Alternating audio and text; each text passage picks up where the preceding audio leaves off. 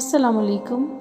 London میں موجود ٹک talker Hareem Shah نے اپنی ہونٹوں کی سرجری کے لیے ایک کلینک کا رخ کیا تھا، لیکن اکاؤنٹس منجمد کیے جانے کی خبر سن کر انہوں نے سرجری ادھوری چھوڑ دی، جس سے ان کی شکل بگڑ چکی ہے۔ سماجی رابطوں کی ویب سائٹ انسٹاگرام پر حریم شاہ نے اپنی ویڈیو شیئر کر کے تمام صورتحال سے اپنے مداحوں کو آگاہ کیا ہے۔ آگے چل کر آپ کو حریم شاہ کی ویڈیو بھی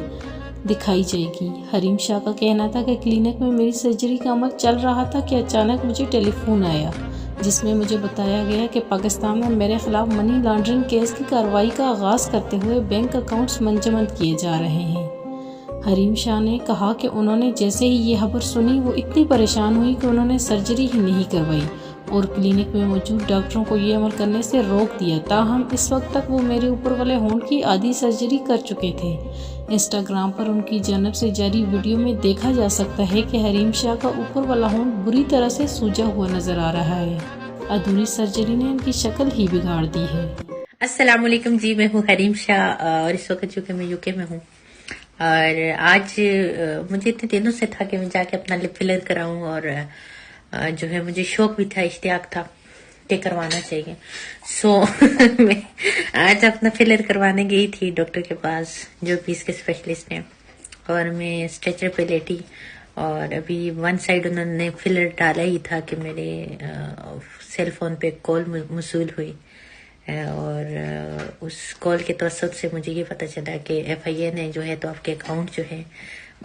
منجمد کرنے کا حکم دے دیا، اور آپ کے اکاؤنٹ فریز کرنے کی جو ہے تو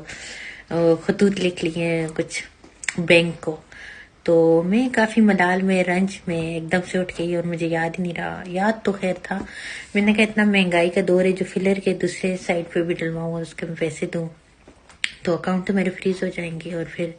اس میں سے یا فریز ہو گئے ہوں گے، اس میں سے میں پیسہ بھی نہیں نکال سکوں گی۔ تو میں ایسا کرتی ہوں، یہ جو دوسرے سائڈ کے فلر کے پیسے ان کو بچا کے تو کچھ تھوڑے بہت UK کے اندر اپنی جیب خرچی کروں گی، کیونکہ میں یہاں پہ بھوکی مر جاؤں اور میرے پاس کھانے پینے کے پیسے بھی نہ ہوں۔ تو پھر جو ہے تو میں نے کہا چلیں ون سائڈ فلر کے ساتھ گزارا کرتے ہیں، اور جیسے ہی مجھے کوئی اور صورتحال نظر آئی یا FIA کو مجھ پہ ترس آ گیا، رحم آ گیا، تو پھر میں انشاءاللہ دوسری سائڈ بھی فلر ڈلوا لوں گی، نہیں تو میں FIA سے یہی ریکویسٹ کروں گی کہ دیکھیں آپ کی وجہ سے میرے ساتھ یہ ہو گیا۔ اس حالت میں کیسی لگ رہی ہوں؟ آپ بتائیں۔